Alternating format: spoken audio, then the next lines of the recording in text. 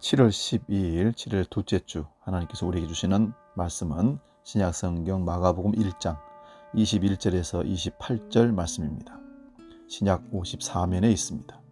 이 말씀을 봉독할 때에 살아계신 주님의 음성을 듣기 바랍니다. 마가복음 1장 21절에서 28절 봉독합니다. 그들이 가브나움에 들어가니라. 예수께서 곧 안식일에 회당에 들어가 가르치심에 뭇사람이 그의 교훈에 놀라니 이는 그가 가르치는 것이 권위 있는 자와 같고 서기관들과 같이 아니함일러라. 마침 그들의 회당에 더러운 귀신 들린 사람이 있어 소리질러 이르되 나사렛 예수여 우리가 당신과 무슨 상관이 있나이까? 우리를 멸하러 왔나이까? 나는 당신이 누구인 줄 아노니 하나님의 거룩한 자니이다. 예수께서 꾸짖어 이르시되 잠잠하고 그 사람에게서 나오라 하시니 더러운 귀신이 그 사람에게서 경련을 일으키고 큰 소리를 지르며 나오는지라. 다 놀라 서로 물어 이르되 이는 어찌미냐? 권위 있는 새 교훈이로다.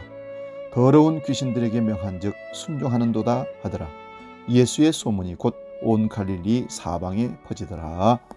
아멘. 봉독한 말씀으로 인생의 주인을 바꾸라, 인생의 주인을 바꾸라, 이런 제목으로 은혜를 나누고자 합니다. 우리 대한민국의 지성인을 대표했던 이어령 전 문화부 장관이 예수를 믿고 세례를 받은 후에 기독교 방송에 출연해서 대담을 했습니다. 그때 사회자가 장관님, 세례받던 순간은 어떠했습니까? 라고 물었습니다. 그는 이렇게 대답했습니다. 저는 그동안 누군가에게 나의 삶을 맡겨본 적이 없습니다. 얼마나 외로운 삶이었겠습니까? 혼자 바들바들 하면서 여기까지 온 내가 너무나 불쌍했습니다. 세례를 받는 순간 나를 맡아주실 분 때문에 눈물이 났습니다. 그는 계속해서 다음과 같이 말합니다. 나는 의심 많은 제자 도마였습니다. 보이지 않으면 믿지 못했던 자였습니다. 그동안 내가 얼마나 잘못 살아왔고 얼마나 부족했는지 알게 되었습니다. 이제 나는 나의 오만을 버립니다. 오만함을 버리게 된 것이 저에게는 큰 변화입니다. 사랑하는 여러분, 그는 드디어 내가 주인 되어 살아왔던 인생의 주인을 바꾸었습니다. 그동안 악착같이 자기가 주인 노릇하며 살았었지만 이제는 아니라고 했습니다. 자기의 주인은 예수 그리스도라고 고백했습니다. 예수를 믿는 것은 구원받고 영생을 얻는 것뿐만 아니라 내가 나의 주인됨을 내려놓고 예수 그리스도를 나의 새로운 주인으로 모시는 것입니다. 나의 주인은 나인가 아니면 예수님이신가? 내 인생의 주인이 누구냐에 따라서 미래가 달라집니다. 사도행전 2장 36절을 봅니다. 너희가 십자가에 못 박은 이 예수를 하나님이 주와 그리스도가 되게 하셨느니라. 우리가 회개 기도를 자주 합니다. 회개의 핵심은 자기가 주인된 죄를 알고 주님으로 주인을 바꾸는 것이 회개입니다. 어느 여집사님의 간증이 잊혀지지 않습니다. 그 여집사님은 자신이 예수님의 십자가도 믿고 부활도 믿는데 왜 그 부활이 삶으로 체험되지 않는지 고민하다가 주님께 왜 자신에게 부활이 삶으로 경험되지 않는지를 기도로 간절히 간구하며 여쭈었답니다. 그때 그의 깊은 마음 속에서 이런 음성이 들리듯 하더랍니다. 네가 주인이지 않냐. 주님의 이 음성이 들려오고 그는 즉시 자신이 여전히 주인 되어 살아온 삶을 회개했다고 합니다. 누가 나의 주인인가? 이것은 예수님을 주님으로 믿는 일에 있어서 반드시 이것을 해결해야 할 문제입니다. 이것 해결하지 않고 다른 것을 열심히 하며 신앙생활을 한다고 열정을 부리는 것 다 소용없습니다. 내 인생의 주인이 바뀌지 아니하면 안 된다는 것입니다. 그래서 회개의 핵심은 예수님이 아닌 다른 어떤 존재를 하나님의 위치에 올려놓은 그것을 끌어내리고 주님을 주인으로 모시는 것입니다. 여기서부터 출발하는 것입니다. 그 누구도 자신이 주인된 죄, 예수 믿지 않은 죄, 자신이 하나님 자리에 올라앉은 죄를 회개하지 않으면 구원은 없습니다. 자기가 주인된 죄를 짓고 죽어 마땅한 우리를 위해 하나님은 아들 예수 그리스도 세상에 보내시고 대신 형벌을 받고 십자가에 돌아가시게 했고 사흘 만에 다시 살리신 사실을 믿지 않는다면 이것 또한 회개해야 합니다. 이것이 회개의 본질이며 회개의 진정한 내용입니다. 회개할 때 개라는 말은 자신의 인생의 주인을 바꾸는 일입니다. 교체하는 것이죠. 행동으로 보이는 겁니다. 우리가 태어나서 지금까지 지은 모든 죄악들을 회개하려면 한도 끝이 없습니다. 그렇다고 하루 했다고 해서 끝나는 겁니까? 아닙니다. 매번 또 죄를 회개할 것들이 넘쳐납니다. 정말로 심각한 수준에서 눈물, 콧물을 쏟으며 회개했다 할지라도 시간이 지나면 다시 회개할 것들로 계속 가득 차는 우리 인생. 이전에 회개하지 못했던 또 다른 죄악들이 새롭게 생각나게 됩니다. 거기서 한 걸음 더 나아가 이전에 회개했던 죄악들을 모두 완전히 사함받았다는 확신이 약해집니다. 그러면 또다시 회개하는 일을 반복할 수밖에 없습니다. 따라서 회개가 무엇인지를 정확히 이해하고 무엇을 회개할 것인지를 바르게 알고 바르게 회개하는 것은 너무도 소중합니다. 회개는 죄의 사함을 받게 하고 생명을 얻게 하며 구원을 누리게 하는 하나님의 능력이 됩니다. 회개하지 않는 사람에게 이러한 능력이 이루어지는 것은 상상도 할 수 없습니다. 반드시 회개해야만 구원을 받게 됩니다. 근데 여러분, 도덕적, 윤리적 죄의 회개가 우선이 아닙니다. 우리가 하나님 앞에서 회개한다는 말은 다른 사람들을 대상으로 지은 죄, 도덕적, 윤리적 죄악들을 회개한다는 것을 뛰어넘는 것입니다. 그보다 더 근원적이고 심각한 죄를 회개하는 것입니다. 인간관계에서 했던 행위의 모든 죄를 고백하는 정도의 회개는 일반 세상 사람들도 반성문 쓰듯이 합니다. 우리는 그것을 넘어서서 하나님과의 관계 속에서 내 인생의 주인이 하나님이 아니라면 그것을 던져버리고 하나님을 바꾸는 것, 자리 체인지입니다. 진정한 회개는 자신을 스스로 하나님 자리에 높여놓고 자기가 주인으로 살아왔던 삶을 뉘우치고 그 자리에 하나님을, 예수 그리스도를 올려놓는 것입니다. 여러분, 자신의 모든 것을 버려두고 누군가의 부름에 응답해 본 적이 있으십니까? 부름에 대한 응답이 어떤 면에서 선택받음에 대한 받아들임입니다. 선택이 모두를 만족해 하면 좋지만 어떤 분은 배신으로 느껴지기도 하고요. 어떤 분은 실망감으로 단절까지 가져오는 선택도 있습니다. 주님을 따른다는 것은 익숙했던 삶의 방식에서 벗어나 새로운 삶에 발을 들여놓는다는 뜻인 동시에 미래의 꿈조차 주님께 맡겨드린다는 뜻입니다. 믿음의 조상 아브라함은 본토 친척 아비집을 떠나 하나님이 보여주시는 미래의 땅을 향해 갔습니다. 익숙한 곳을 떠나 익숙치 않은 모험의 땅으로 간 것이죠. 갈릴리의 어부들은 배와 그물을 버려두고 예수님을 따라 나섰습니다. 미래에 대한 장밋빛 청사진 같은 것은 애당초 없었습니다. 사서 고생하는 길을 따라 나선 겁니다. 그렇기에 주님을 따른다는 것은 결단이요 모험이라고 할 수 있습니다. 삶에 있어서 안전과 이익을 중시하는 이들에게 신앙적 결단은 무모해 보이고 어리석어 보입니다. 무엇이 그러면 그들로 하여금 그런 어려운 결단을 하게 만들었을까요? 그거는요, 새로운 세상에 대한 꿈이 있었을 것입니다. 물론 그 끝에는 주님을 세상 나라 왕으로 세우는 오해를 해서 결국 배신하고 다들 도망가기도 했지만 하여튼 주님을 따라 나선 그 용기는 아무나 흉내 못 내는 결단이었습니다.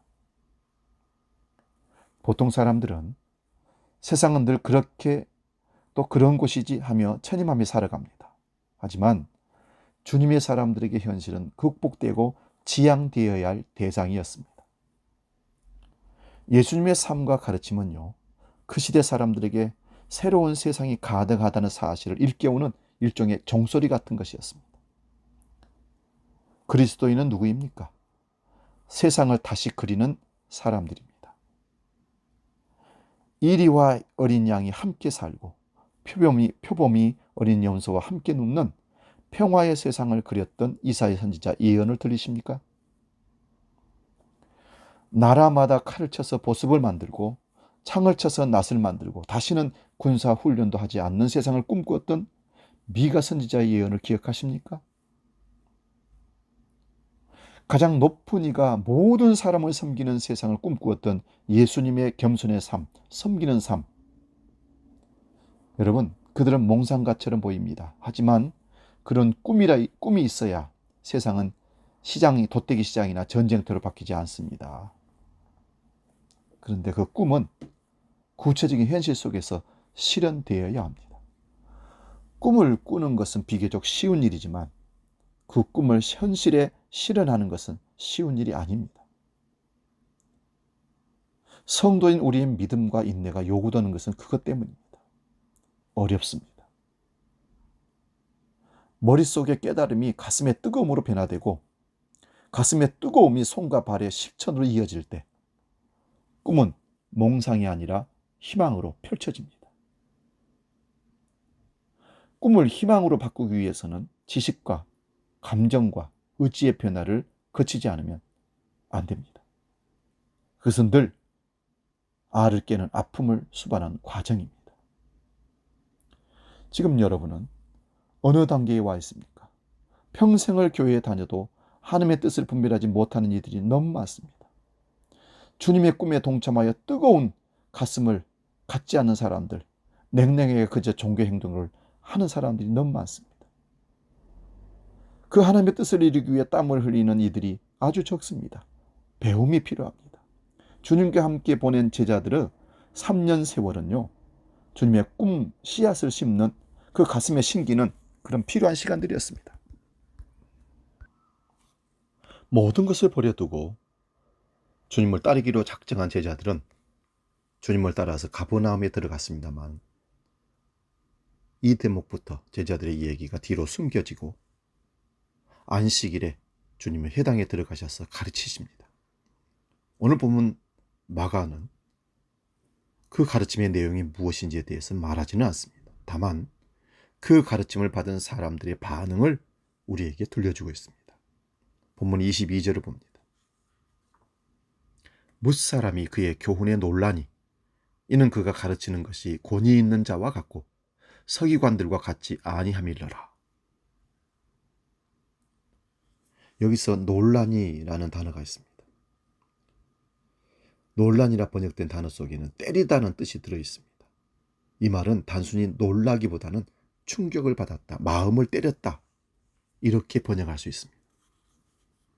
대체 무엇이 사람들에게 충격을 주신 걸까요? 무엇이 그들의 마음을 때렸을까요? 아직까지는 알 수 없습니다. 마가는 그 놀람의 이유를 율법학자들과 서기관들과 다른 예수님의 권위에서 찾고 있습니다. 예수님의 가르침의 어떤 부분이 당시의 율법사들과 서기관들이 해석하고 가르치는 최고 권위자들이 했던 것과 달랐다는 것입니다. 율법학자들, 서기관들은 모세의 율법이나 랍비들의 전통적인 해석에 입각하여서 가르쳤습니다. 그것은 늘 듣던 말씀, 그 말씀이 그 말씀, 긴장 없이도 들을 수 있는 말씀이었다는 말입니다. 하지만 예수님은 전혀 새로운 관점에서 성경을 해석해 하셨던 것입니다. 새로운 관점에서 해석된 하나님의 말씀은 안일한 신앙생활에 만족하고 있던 저들의 허위의식을 폭로하고 꾸짖는 내용이었을 것입니다. 한마디로 요약하자면 듣기에 거북한 말씀이었다는 것입니다. 그런데 마가는 얼른 새로운 얘기로 넘어가고 있습니다. 그 회당 안에는 더러운 귀신 들린 사람이 있었습니다. 더러운 귀신이라 하지만 사실 더러운 영이라고 해야 할 것입니다. 더러운 귀신과 더러운 영은 비슷하지만 조금 다른 뜻이 있습니다. 더러운 귀신이 들렸다고 하면 그 한 사람 개인의 문제로 볼 수 있겠지만 더러운 영에 들렸다고 하면 그건 우리 모두의 문제일, 공동체 문제이기 때문에 그렇습니다. 마가가 말하는 더러운 영이란 무엇일까요? 이걸 찾아보기 위해서 마가복음 7장 20절 23절이 그 대답을 우리에게 줍니다. 예수님은 사람을 더럽게 하는 것은 밖에 있는 것이 아니라 사람 속에 있다고 하셨습니다. 그러면서 음란과 도둑질, 살인, 간음, 탐욕, 악독, 사기, 방탕, 질시, 배신, 모독, 교만, 어리석음, 이런 것들이 더러운 영이라고 합니다. 그렇다면 지금 이야기에 등장하고 있는 사람은 한 개인이 아니라 어쩌면 해당 안에 있는 거의 모든 사람들의 실상이라고 보면 됩니다. 좀 더 정직하게 말하자면 지금 이 자리에 있는 우리 모두의 모습일 수도 있습니다. 거룩한 날 거룩한 장소에 나와 거룩한 하나님 말씀을 듣고 있는 우리이긴 하지만, 그들이기도 하지만 속에는 온통 더러운 것들이 가득 차 있는 사람들을 주님은 꾸짖고 계신 겁니다. 주님의 가르침을 들은 사람들은 그때 다 충격을 받았다는 것입니다. 이제까지 쓰고 있던 위선의 가면이 송두리째 주님 앞에서 벗겨지는 것 같은 충격이었을 것입니다. 더러운 영 안에 있던 사람은 큰 소리로 주님께 외칩니다. 24절 말씀 봅니다. 나사렛 예수여, 우리가 당신과 무슨 상관이 있나이까? 우리를 멸하러 왔나이까? 나는 당신이 누구인 줄 아노니 하나님의 거룩한 자니이다. 더러운 영은 예수님을 나사렛 사람이라고 부르고 하나님께서 보내신 거룩한 분이라고 고백합니다. 여러분, 나사렛이라는 말에는 이중적 의미가 담겨 있습니다. 나사렛이라는 단어를 들을 때 사람들은 즉각 나시린이라는 단어가 떠오를 겁니다. 여러분, 나시린이란 하나님을 위해 거룩하게 구별된 사람들을 일컫는 말입니다. 하지만 예수님과 대립관계에 있던 이들이 예수님을 나사렛 사람이라고 부를 때는 전혀 다른 의미가 됩니다. 나사렛은 갈릴리에서도 잘 알려지지 않는 아주 산전벽해 시골 동네였습니다. 그러니까 그 호칭 속에는 경멸의 뜻이 담겨 있습니다. 그런 시골 촌뜨기, 이런 얘기죠. 요한복음 1장 46절에 보면요, 나사렛에서 무슨 선한 것이 나오겠는가 라는 말한 빌립의 친구 나다나엘의 말이 여기서 등장합니다. 더러운 영이 예수님을 가리켜 한편으론 나사렛 사람이라고 부르고 다른 한편으로는 하나님께서 보내신 거룩한 분이라고 부르는 것입니다. 이거는 그 막이 들린 그가 느끼는 불편한 마음을 단적으로 드러내고 있는 표현입니다. 예수님은 그를 향해서 오늘 말씀하십니다. 그 입 다물고 그 사람에게서 나오라 말씀하십니다.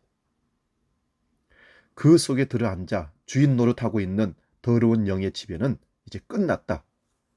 너 이제 잠잠하고 그 사람에게서 나와라.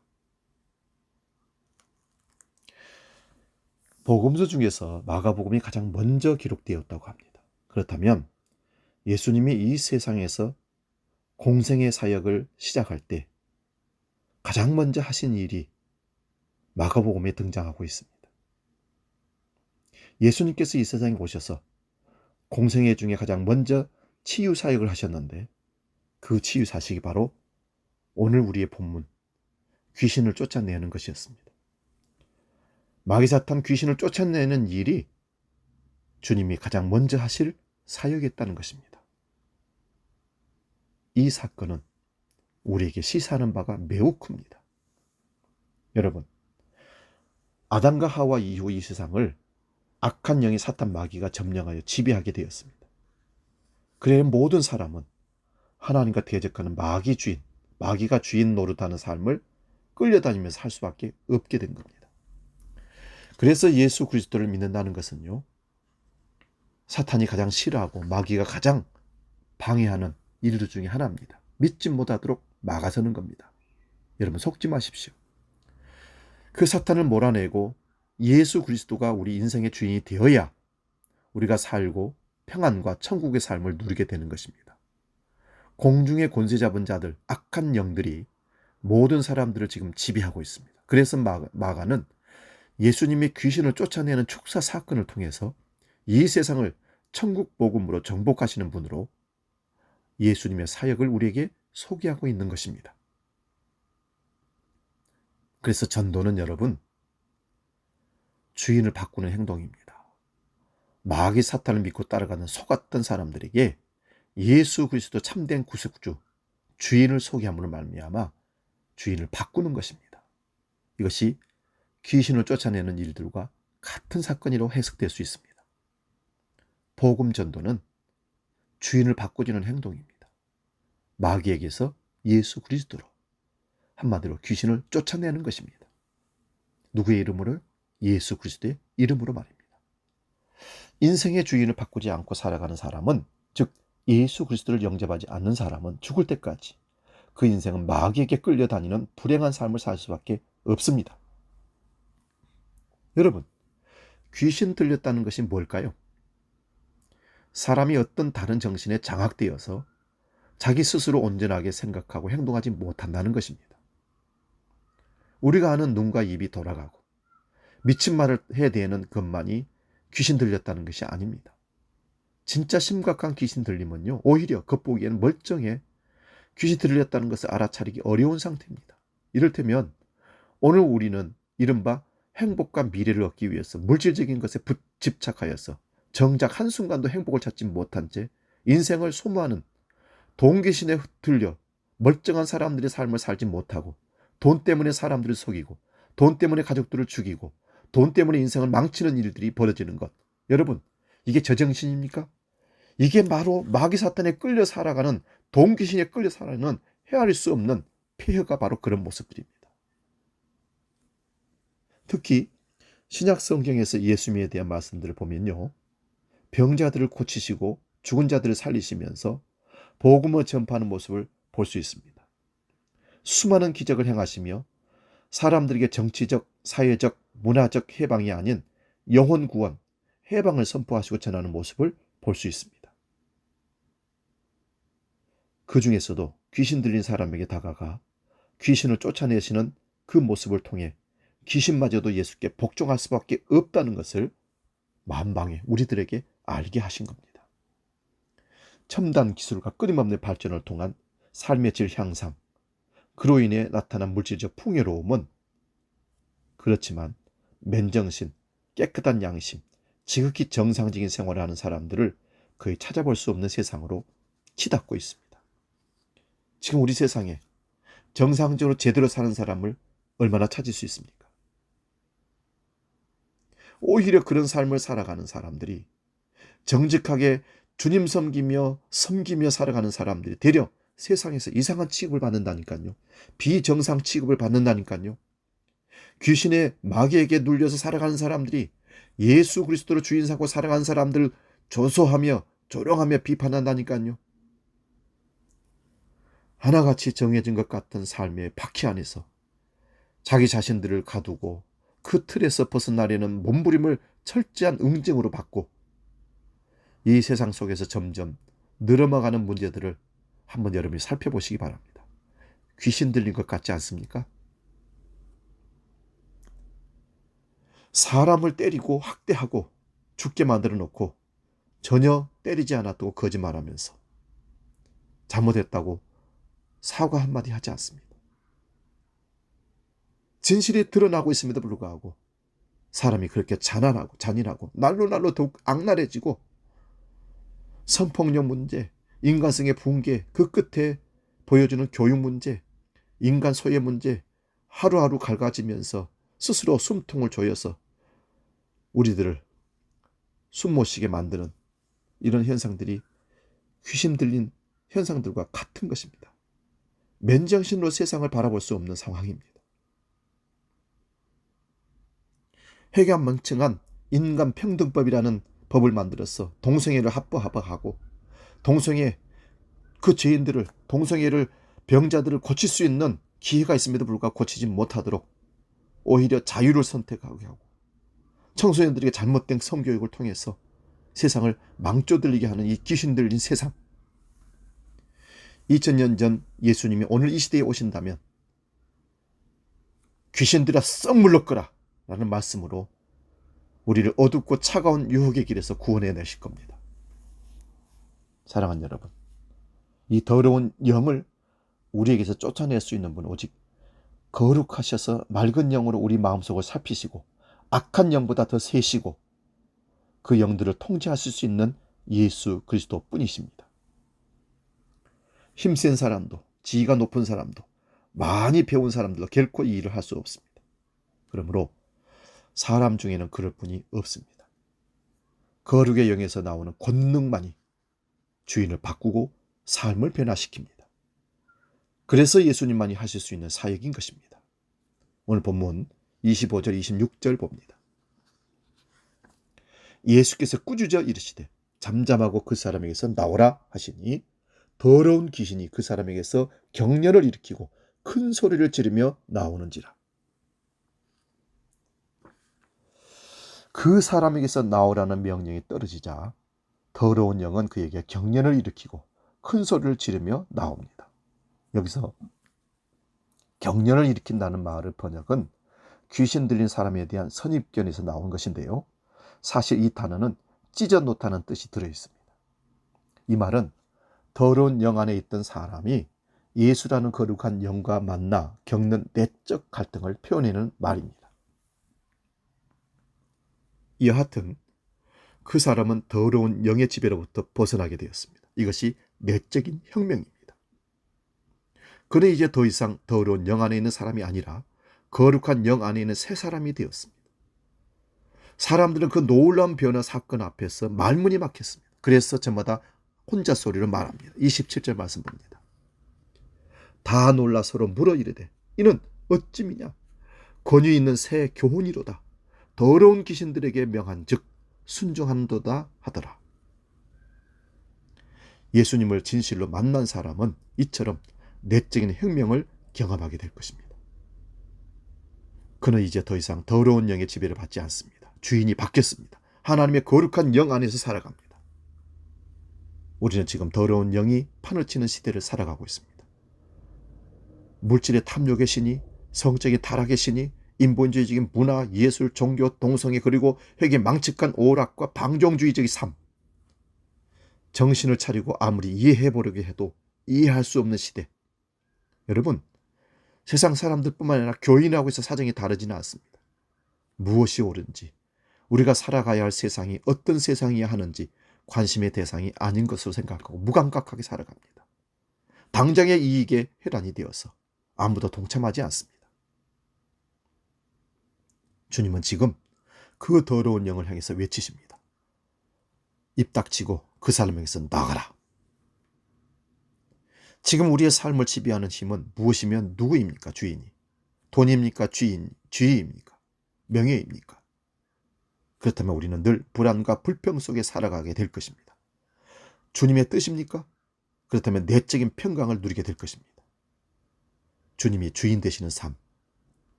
곧 평안입니다. 주님은 이미 우리 속에 있는, 우리 가정 안에 있는, 우리 교회 안에 있는, 이 사회 안에 있는 더러운 영들에게 퇴계 명령을 내리셨습니다. 이제 삶의 주인을 바꾸라. 그래야 사람다운 삶이 가능해집니다. 로마서 8장 6절에는 육신의 생각은 사망이요 영의 생각은 생명과 평안이라 하셨습니다. 우리 모두 거룩한 영의 이끌림을 받으며 더럽고 추한 옛 인물, 주인을 몰아내고 새 주인을 새 집에 모시고 정말 평안하고 깨끗하고 담백한 인생의 삶을 주님과 함께 살아갑시다. 기도하겠습니다. 살아서 역사하시는 아버지 하나님, 우리는 마귀 사탄에게 속고 속아 넘어지고 자빠지고 때로는 생을 포기할 정도로 절망감에 빠질 때도 있었습니다. 이제 오늘 주님 우리에게 말씀하십니다. 내 인생의 주인을 바꿔라. 마귀 사탄 악한 영들에게서 거룩한 영들, 거룩한 영 성령으로 예수 그리스도로 주인을 바꾸라. 내가 너희들에게 평안을 주고 내가 너희들을 자유케 하리라. 주의 영이 거하는 곳에는 자유함이 있다고 했습니다. 오늘 우리가 예수를 믿는다고 따라가지만 아직 주인을 바꾸지 못해서 불안과 걱정과 근심과 염려가 우리를 붙들고 있어서 괴롭습니다. 그렇다면 우리는 주님을 초청하여야 합니다. 그 주님은 오늘 말씀하십니다. 입을 닥치고 그 사람에게서 나오라. 악한 더러운 귀신이 나가라. 경고하고 그들에게 소리 질러. 이제 예수 그리스도가 우리의 주인인 것을 확실하게 보여주며 이 세상에서 승리하는 삶을 살아내는 거룩한 주의 백성들 다 되게 하여 주시옵소서. 이 세상을 향해서 악한 영들에게 쫓겨 방황하곤 많은 불쌍한 영혼들에게 그리스도 예수의 복음을 전함으로 말미암아 우리들이는 영적인 자유를 그들도 누릴 수 있도록 전도하며 복음 증거하는 우리 모두가 되게 하여 주시옵소서. 이제는 드려진 헌금을 위해서 봉헌 기도합니다. 살아서 역사하시는 아버지 하나님, 오늘도 우리를 부르시고 우리에게 주인이 되어주셔서 감사합니다. 그 은혜를 기억하며 하나님 앞에 봉헌합니다. 11조와 주정헌금과 감사예물, 선교헌금, 건축예물 1,000번째. 제목은 다르지만 주님을 사랑하는, 주인을 섬기는 그 마음으로 신앙 고백적으로 이 물질을 드립니다. 받아 흠량하시고 저들의 삶의 터전이 주님으로 인하여 다듬어지게 하시고 가꾸어지게 하시고 풍성한 열매로 더 많은 것들로 하나님께 영광 돌릴 수 있도록 채우시고 인도하여 주시옵소서. 우리 인생의 주인이 주님이시고 우리 기업의 사업장의 직장의 주인이 주님인 것을 기억하고 맡겨 위탁하며 평안한 가운데 이 세상을 살아 승리하도록 도와주시옵소서. 예수님의 이름으로 축복하며 기도하옵나이다. 아멘.